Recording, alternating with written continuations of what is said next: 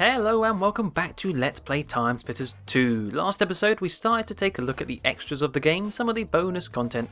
Well, it's not really bonus content, but just things outside of the story mode. And that was the arcade we began with, both the League and the custom modes.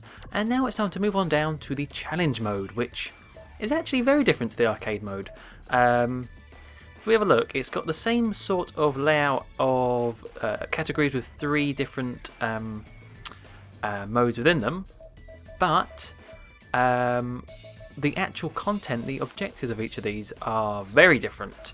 We have a quick look. So how many are there? We've got Glass Smash, Behead the Undead, Infiltration, Banana Chomp, Cutout, Shootout, TimeSplitters Story Classic, Monkeying Around. And within those three sets, 3, 6, 9, 12, 15, 18, 21.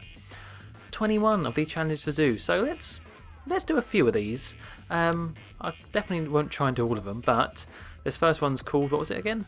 Glass Smash, so it's kind of obvious what we have to do. Pain in the Neck is the first one. Pain in the neck. Those Russian soldiers aren't that bright. Today's military training involves breaking all the glass in the Siberian compound. Nikolai managed this in 1 minute flat.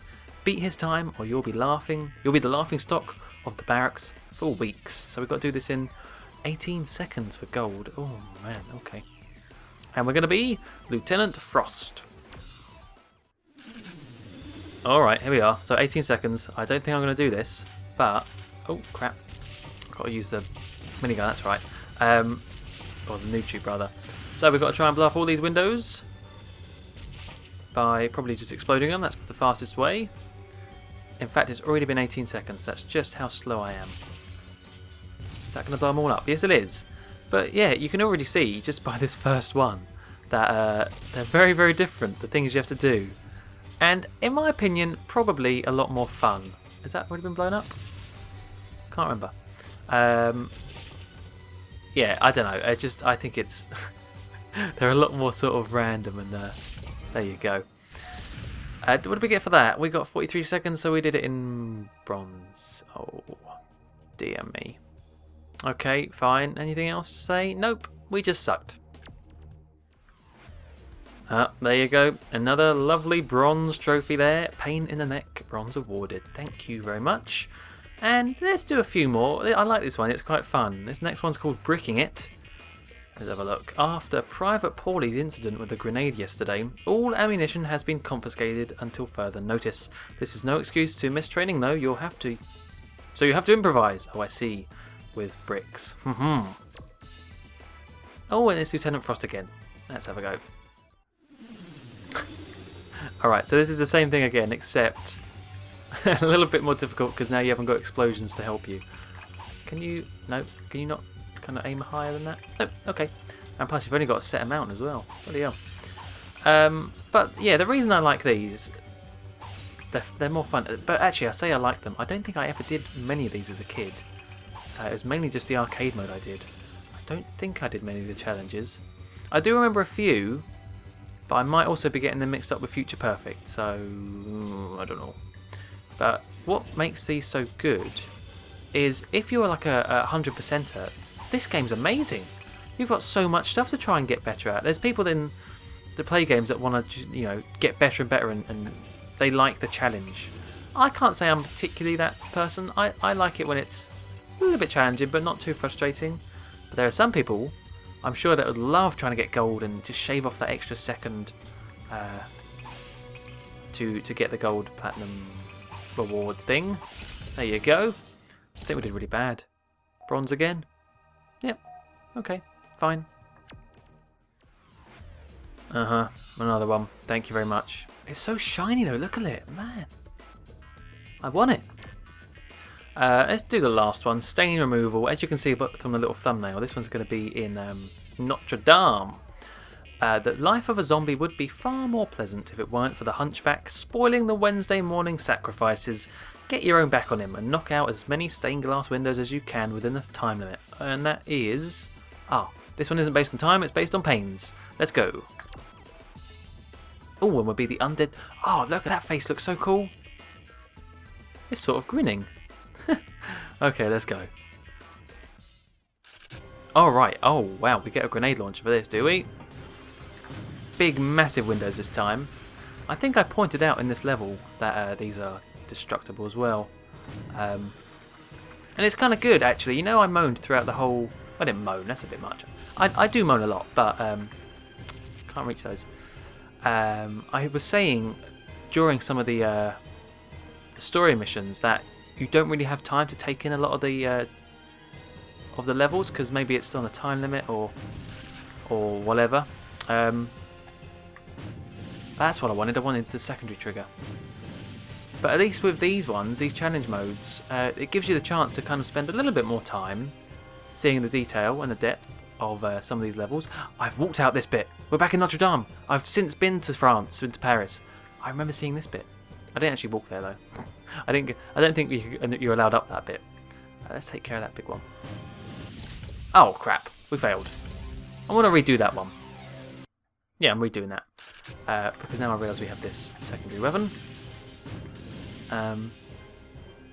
But yeah, what was I saying? So yeah, these challenges do give you a little bit more time just to take in, because you'll be concerned with the story objectives, wouldn't you? Really, especially when they are timed. So it's kind of smart of Free Radical to do this, where you know they're just reusing their assets, but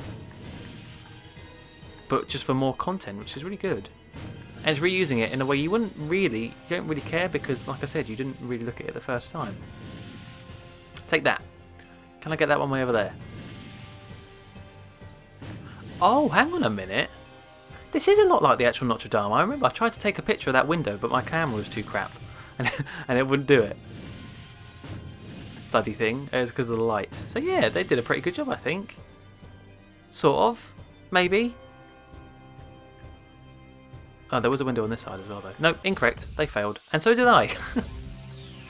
Alright, how many do I need to get? At least 23. We'll screw that. No, thank you.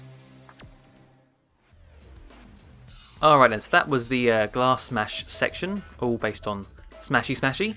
I would like to go through more of these, but obviously some of them are locked, as you can see. I'll kind of give you a brief... Oh no, screw it, we'll do this one actually. We'll do Behead the Undead, because I think this is pretty cool. Let's go on to Fight Off the Living Dead.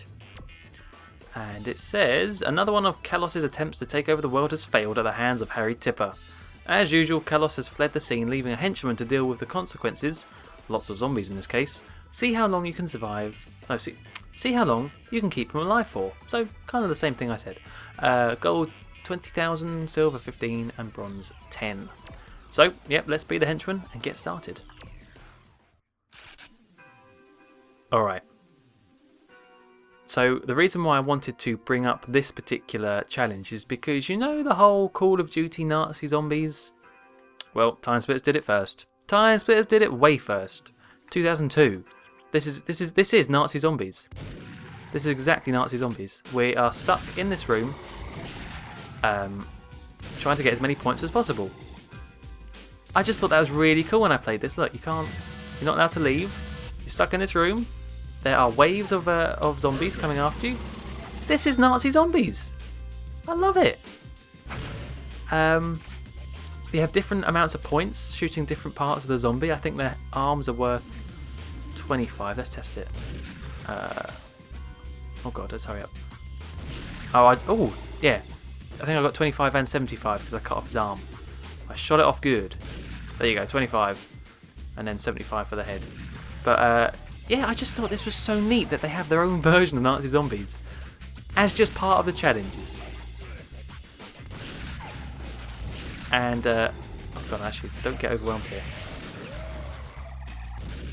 What's also kind of cool is, just by reading that little intro text explaining the cutscene, explaining the challenge, you get the impression that this is based after the events of the storyline. So you kind of get to see what happened, because in the story mission with Harry Tipper, we did indeed stop Kalos, and Kalos did well. They say he fled the scene, but we killed him. We blew him up good and proper. So you get to see what the poor henchmen are doing after cleaning up the place. That's so cool to me that they put that thought into it. Damn it. I was doing quite well then with headshots. Oh, hello there. But we won't do this for too long because... because yeah, it could go on for ages. It goes until you die. Now, if you wanted to be super smart about this, you'd shoot off their arms first and get more points, and shoot off their heads last. But I cannot be bothered with that. Oh, look at that! Boom, boom, boom! Headshot, headshot, headshot. But I'm not even going to bother making my way to 10,000 because it just takes too long. But there you go. If you can do this in co-op mode, I don't think you can. You might be able to. I'm not sure if challenges are in co-op or not. Maybe not actually. But a neat little addition nonetheless, I would say. So, yep, within that section we have a couple more to do. Sergio's Last Stand, Day of the Damned. And just looking at some of the other ones, Infiltration. Some of these I can't remember what they're about. I guess it's all about stealth, to be honest. Silent but deadly, yes, I would assume so. Destroy the radar and enter the dam without being detected. Yeah, I'm not doing that because that's stealth. But so you can see just a variety. So we've had smashing windows, Nazi zombies, stealth, banana chomp, which we can't do yet. Cutout shootout is basically where you do the shooting of the almost like a Wild West thing where the cardboard people pop up and you got to shoot them. That's what that is. Hence the cardboard. Hence the cutout shootout. TimeSplitters Story Classic is pretty interesting. It's harking back to the original TimeSplitters where the story mode was basically just going to a particular point in the level, picking up an object and coming back. That's what this is. It sets up scenarios where you just go, run, pick up an object and come back. And if I ever do Let's Play TimeSplitters 1, you'll see that. But there is a little mode in TimeSplitters 2, just to sort of a bit like it. And monkeying around is, as the name suggests, with monkeys. So there you go. There's 21 more objectives, challenges, sort of like arcade things to do.